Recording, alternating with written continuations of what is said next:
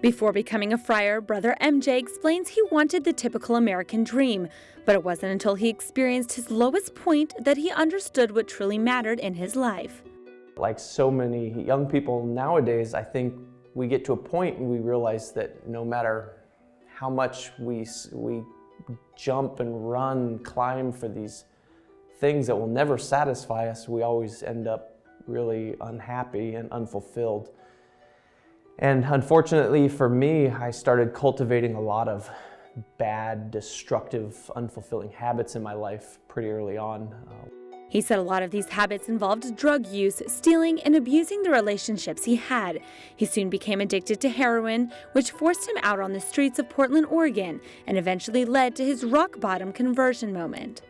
And I suppose my conversion moment was the typical rock-bottom moment. I thought, man, if there's any moment to pray, if there is a God, this is that moment. And I had frankly abandoned God a long, long time ago. But I dug deep and I tried to remember what's one prayer that if there is a God, God would hear it, and that was the Lord's Prayer. The next morning, he was given clarity of mind to call his dad. He decided to go home and enter rehab to get clean and sober for the first time in years.